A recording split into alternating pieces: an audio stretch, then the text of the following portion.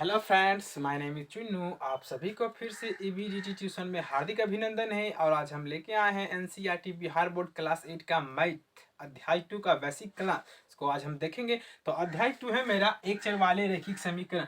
तो आप सबसे यही रिक्वेस्ट है कि आप लोग भी मेरे साथ कॉपी और पेन निकाल कर बैठें और इस बेसिक क्लास का फायदा उठाएं। ठीक है, तो आइए हम जानते हैं कि समीकरण किसको कहते हैं, रैखिक किसको कहा जाता है और चर किसको कहा जाता है। तो ये सारे पॉइंट्स के बारे में हम लोग पढ़ेंगे और इसका अध्ययन करेंगे बारीकी से। तो आप लोग भी कॉपी और पेन को पेन रखें। ठीक है, तो देखिए, तो सबसे पहले जानिए समीकरण क्या है, समीकरण किसको कहते हैं। ठीक है, दो राशियों या व्यंजकों के बीच समानता व्यक्त करने वाले कथन को समीकरण कहा जाता है। दो राशियों या व्यंजकों के बीच समानता व्यक्त करने वाले कथन को ही समीकरण कहा जाता है। तो समीकरण को लिखिए आप लोग नोट बना कर। ठीक है, इस तरह से आप पॉइंट बनाइए और देखिए समीकरण लिख लीजिए। समीकरण हेडिंग में दे दीजिए समीकरण। ठीक है, आइए इसको हम लिखते हैं। दो राशियों या व्यंजकों के बीच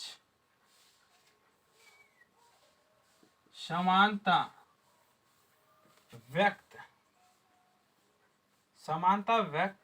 व्यक्त करने वाले कथन को समीकरण कहते हैं। ठीक है, तो समीकरण तो आप लोग जान गए कि दो राशियों या व्यंजकों के बीच समानता व्यक्त करने वाले कथन को ही समीकरण कहा जाता है। समीकरण का देख लीजिए थोड़ा सा एग्जांपल। समीकरण आपके साथ इस ढंग से रह सकता है। ठीक है, इस ढंग से रह सकता है। समीकरण ये हुआ समीकरण। तो समीकरण के बारे में तो हमने जान लिया। व्यंजक क्या चीज है, आइए नेक्स्ट पॉइंट दीजिए। पॉइंट बना के व्यंजक देखिए, व्यंजक को समझिए इस ढंग से। कोई भी संख्या इस तरह से लिख लीजिए, यही व्यंजक हुआ। ठीक है, और चाहे तो लिख सकते हैं 4y और -3, ये भी व्यंजक हुआ। ठीक है, व्यंजक से ही समीकरण बनता है, जिसमें समानता का साइन होना चाहिए। ठीक है, चाहे तो और हम भी लिख सकते हैं 3x + 5 + 2, इस तरह से भी हम लिख सकते हैं। और 10, ये भी मेरा क्या है, तो सॉरी ये क्या है, मेरा व्यंजक है। क्या है मेरा, ये व्यंजक है। तो व्यंजक समझ गए ना, व्यंजक इस ढंग से रह सकता है। लेकिन समीकरण को कैसे पहचानना है, जिसमें समानता का साइन होना चाहिए। ठीक है, दो राशि एक इधर होना चाहिए, राशि इधर, और समानता का साइन होना चाहिए, उसे व्यंजक कहेंगे, समीकरण कहेंगे। और व्यंजक तो आप समझ गए कि इस ढंग से रह सकता है, इसको हम व्यंजक बोल सकते हैं। ठीक है, आप जानिए कि चर क्या चीज है।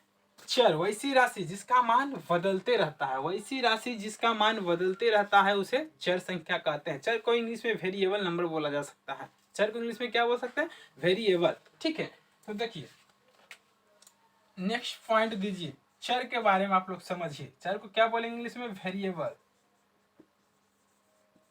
Variable number.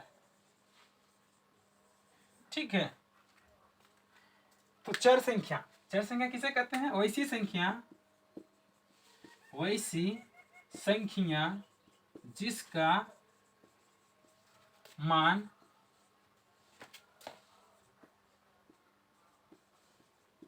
बदलते रहता है, उसे चर संख्या कहते हैं।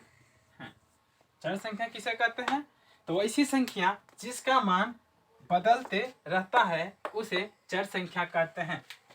एग्जाम्पल के तौर पर समझिए, x y z, ए से जेड तक आप कोई भी संख्या लिख सकते हैं। ये सारे के सारे क्या है, तो चर संख्या है। ठीक है, चर संख्या आप समझ गए। व्यंजक के बारे में हम आपको समझा दिए, और समीकरण क्या है ये भी समझा दिए। अब समझेंगे अचर संख्या क्या है। ठीक है, फिर समीकरण को हल कैसे किया जाता है। ठीक है, तो इसे नोट कीजिए। अब देखिए अचर संख्या,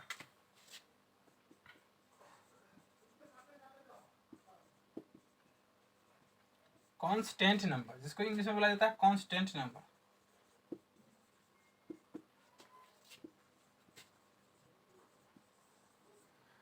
तो अचर संख्या किसे कहते हैं? तो वैसी संख्या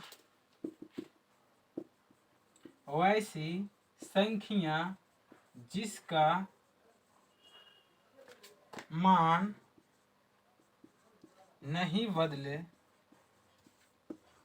उसे अचर संख्या कहते हैं। क्या समझे? परिभाषा के माध्यम से वैसी संख्या जिसका मान नहीं बदले उसे अचर संख्या कहते हैं। जैसे समझिए एग्जाम्पल के तौर पे 5, 4, 9, 8 ये सब का मान बदल सकता है? नहीं बदल सकता है। लेकिन क्या अचर संख्या का मान बदलता है? कभी x बराबर 2 हो जाता है, तो कभी x बराबर 4 हो जाता है, तो कभी x बराबर 9 हो सकता है, तो कभी x बराबर 3 हो सकता है। इस तरह से उसका मान बदलते रहता है। लेकिन अचर संख्या जो फिक्स है वो फिक्स है, वो कभी नहीं बदल सकता है। ठीक है, तो इसे समझे ना आप कि वैसी संख्या जिसका मान नहीं बदले उसे अचर संख्या कहते हैं। ठीक है, आप समझिए कि हम कैसे पहचान करेंगे कौन एक चर वाले रैखिक समीकरण है। ठीक है, इसका पहचान देखिए, इसको नोट कर लीजिए। अब इसको हम मिटाते हैं। इसके बाद देखिए, हम तो इसको पहचान सकते हैं कि ये समीकरण है, ये समीकरण है, बिल्कुल समीकरण है। और देखिए जरा बताइएगा, 2x² प्लस 4 बराबर 2, क्या ये समीकरण है या नहीं? क्या एक रैखिक समीकरण है या नहीं? इसको पहचानिए, ये एक रैखिक समीकरण है या नहीं? तो आप बता सकते हैं क्या, हाँ या नहीं? बोलिए। हाँ, ये समीकरण है। क्या ये समीकरण है? बट रैखिक समीकरण नहीं है। क्या है? रैखिक समीकरण नहीं। तो अब जानिए कि रैखिक समीकरण क्यों नहीं है। तो यहाँ से पहचान कीजिए कि चर की घात कितना है। देखिए यहाँ पर चर की घात कितना है? चर की घात 2 है। चर की घात 2 है, लेकिन हमारे यहाँ चैप्टर में दिया गया है एक चर वाले रैखिक समीकरण। तो एक चर में है या नहीं ना है? एक चर वाले रैखिक समीकरण।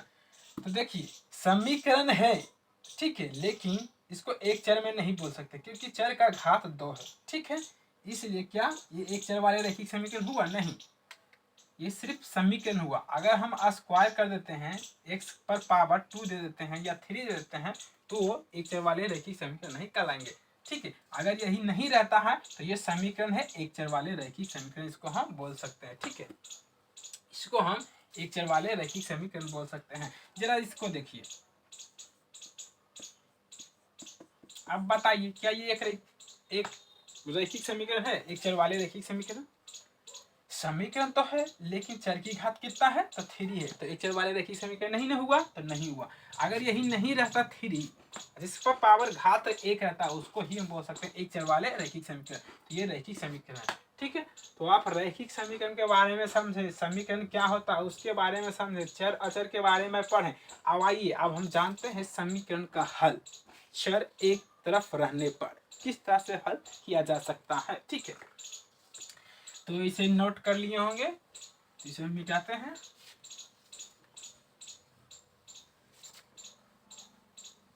समीकरण का हल, पॉइंट देना है, समीकरण का हल चर एक तरफ रहने पर, चर एक तरफ रहने पर। ठीक है, इस तरह से समझिए समीकरण का हल चर एक तरफ रहने पर। जिसे देख लीजिए x प्लस 3 बराबर 3 है। ठीक है, चर एक तरफ रहने पर, चर तो एक ही तरफ ना है, दोनों तरफ तो नहीं है। समता का एक ही साइड ना चर है, दोनों साइड तो नहीं है। ठीक है, तो देखिए अगर चर एक तरफ है तो हल कैसे करेंगे? इसको हटाना है तो किस तरह से हम हटा सकते हैं? इसको हटाना है तो हम किस तरह से हटा सकते हैं? x प्लस 3 -3 से इधर हल करेंगे तो -3 से इधर भी हल करेंगे। ठीक है, आप जरा देखिए एक्स प्लस माइनस माइनस है तो कट गया यानी 0, ठीक है, और बराबर इधर 0। तो एक्स बराबर मेरा क्या आ गया, एक्स बराबर क्या आ गया, ये तो प्लस और माइनस कट गया और यहाँ भी प्लस माइनस कट गया, तो एक्स बराबर 0, ठीक है। इस तरह से हम इसको हल कर सकते हैं चर एक तरफ रहने पर, ठीक है, चर एक तरफ रहने पर इस तरह से हम हल कर सकते हैं। आइए इसके बारे में थोड़ा सा समझिए, इसको नोट कर लेना है। पक्षांतरण, पक्षांतरण, ठीक है, पक्षांतरण, इसको हमेशा याद रखना है, ठीक है, पक्षांतरण, पक्षांतरण, ठीक है। आइए तो देखते हैं, अगर इक्वल, इसको क्या बोल सकते हैं, इक्वल या तो समता बोल सकते हैं, इसको क्या बोल सकते हैं, अगर इक्वल का बायां साइड प्लस है तो दाहिना साइड जाएगा तो माइनस में, ठीक है। अगर समता का बायां साइड प्लस में है तो दायां साइड जाएगा तो माइनस में। अगर समता का माइनस, समता का बायां पक्ष माइनस हो, अगर इसको हम दायां पक्ष में ले जाएंगे तो ये प्लस में जाएगा, ठीक है। अगर यही गुना में रहा, अगर समता का दायां तरफ ले जाएंगे तो ये क्या चीज में हो जाएगा, भागा में हो जाएगा। और समझिए, अगर यही हम भागा में इधर रहा, बायां तरफ भागा में रहा, तो समता का दायां तरफ ले जाएंगे तो यही गुना में हो जाएगा, ठीक है। अगर प्लस में रहेगा तो उधर जाएगा तो माइनस में, अगर माइनस है तो बराबर को उधर भेजेंगे तो प्लस में, अगर गुना में है तो भागा में हो जाएगा, अगर भागा में है तो गुना हो जाएगा। अगर यही स्क्वायर में रहा या रूट में रहा, या रूट में रहा तो उधर चल जाएगा तो स्क्वायर में, उधर चल जाएगा तो कोई भी संख्या रहेगा ये इस तरह से रह सकता है, कोई भी संख्या रहे इस पर स्क्वायर रहे या कोई इधर संख्या रहे, अगर इधर स्क्वायर में है या कोई भी संख्या दे सकते हैं, समझने के लिए देखिए, इधर स्क्वायर में है तो उधर जाएगा तो क्या हो जाएगा, इधर रूट में, सॉरी इधर रूट में हो तो इधर जाएगा तो स्क्वायर में, अगर इधर यही स्क्वायर में रहेगा तो इधर आ जाएगा तो रूट में। तो इसको समझें, ठीक है। आप देखिए समीकरण का हल तो आप जान रहे हैं, चर एक तरफ रहने पर भी हम बता दिए। अब चर दोनों तरफ रहने पर, चर समझिए, चर दोनों तरफ रहने पर किस तरह से हल करेंगे, देखिए 2x प्लस 3 बराबर 4x, ठीक है। इस तरह से समीकरण दिया रहेगा। समीकरण तो आपको पता ही होगा कि किसको कहा जाता है, ठीक है, दो राशियों या व्यंजकों के बीच समता रहना चाहिए, ठीक है। तो देखिए x को एक साइड करना है, x वाले संख्या को एक साथ हमको लाना है, तो किस तरह से लाएंगे समझिए जरा। तो देखिए ये इधर क्या चीज में है, प्लस में, तो हम बताए थे ना कि प्लस में रहेगा तो उधर जाएगा तो माइनस में, अगर प्लस में है तो उधर जाएगा तो माइनस में, ठीक है। तो देखिए इधर 2x हम इसको इधर भेज रहे हैं, ठीक है, तो 2x बराबर क्या हो जाएगा, 4x, इधर तो प्लस में है तो बराबर को हो जाएगा तो माइनस में, ठीक है। बराबर इसको कहिए या इसको समता कहिए या इसका इंग्लिश नाम हो जाता है इक्वल, ठीक है, इक्वल भी बोल सकते हैं, इक्वल मीन्स बराबर। तो जानिए इसको हल कीजिए। अब देखिए इधर इसको हम कटा सकते हैं, चाहे तो हम इसको कटा सकते हैं, ठीक है। अब इधर ये क्या चीज में है, प्लस में, इधर आएगा तो माइनस में, तो 2x माइनस 4x बराबर -2, ठीक है। तो 2x में 4x घटाएंगे तो -2x बराबर 2, यहाँ से माइनस माइनस कट गया, ठीक है। तो अब इधर क्या बच गया, 2x बराबर 2, ठीक है। अब इधर ये गुणा में है, जब बराबर का उस साइड जाएगा, बाया साइड, सॉरी दाहिना साइड जाएगा तो क्या जाएगा, भागा हो जाएगा। इधर x बराबर 2/2, ठीक है, x बराबर 2/2, तो 2 से 2 तो कट गया, तो x बराबर क्या आ गया, 1 आ गया। इस तरह से हम हल कर सकते हैं। अगर चर दोनों तरफ रहने पर, चर दोनों तरफ रहने पर कैसे हल करेंगे, तो इस ढंग से हल करेंगे। आइए इसको हम फिर से एक बार समझते हैं।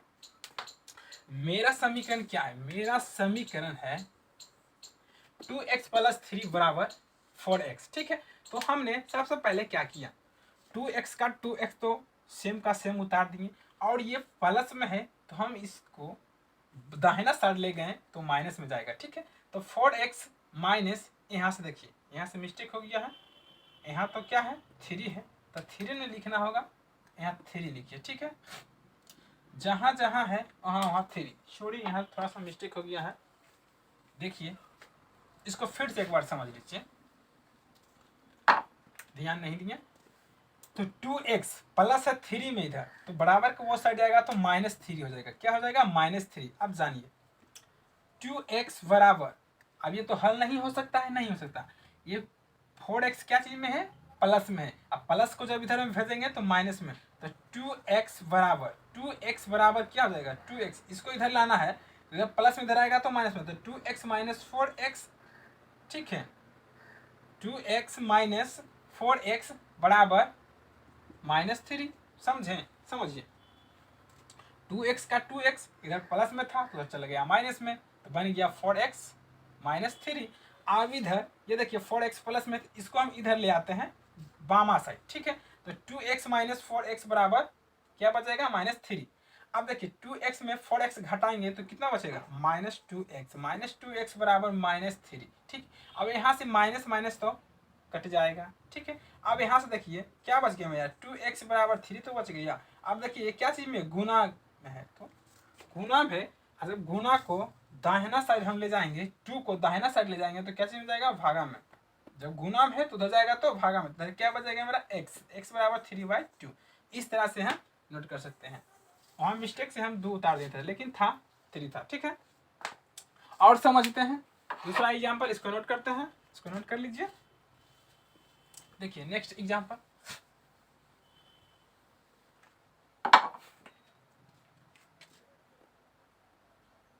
अगर इस ढंग से रहे 4x माइनस 2 बराबर 10, ठीक है, इस ढंग से रहे। और इधर भी रह सकता है, चर दोनों तरफ न है, चर दोनों तरफ रहने पर, ठीक है। अब इसको समझिए, इसको कैसे हल करेंगे। तो देखिए चर वाले संख्या को एक साथ हमको लाना है, एक साथ ऐड कीजिए या तो गुना कीजिए, जो होगा वो हम करेंगे, ठीक है। तो 4x का 4x उतार दिए यहाँ से, ठीक है। अब इधर देखिए क्या चीज में है? माइनस में है। इधर क्या चीज में है? माइनस में, तो उधर जाएगा तो प्लस में होगा कि नहीं? होगा, ठीक है। तो हम ये -2 को उधर भेज रहे हैं, तो उधर भेज दिए जब, तो क्या हो जाएगा? 10 प्लस x, इधर माइनस में था, अब बराबर का इधर आ जाएगा तो प्लस में 2, कोई दिक्कत नहीं होना चाहिए, ठीक है। अब जरा देखिए ये क्या चीज में है? x प्लस में है, जब बराबर किधर आएगा तो माइनस में, जब बराबर का इधर आएगा तो माइनस में। देखिए तो 4x का तो 4x से उतार दिए, अब इसको ला रहे हैं बराबर का इधर, तो बराबर के इधर आएगा तो माइनस में, तो माइनस में आ जाएगा x। अब बराबर क्या बच गया?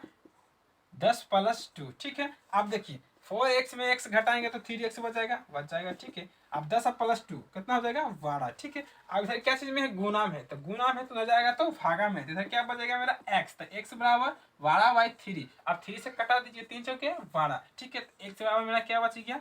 4। अब जांच करना है, जांच करने के लिए सीखिए जांच कैसे किया जाता है। क्या x का मान मेरा 4 वाकई में सही है या नहीं, या कुछ और हो सकता है? देखिए जांच करने के लिए सीखिए कैसे जांच किया जाता है। जांच बनाने के बाद आप जांच कर सकते हैं, दायां पक्ष और बायां पक्ष दोनों बराबर होना चाहिए, ठीक है। बायां पक्ष और दायां पक्ष,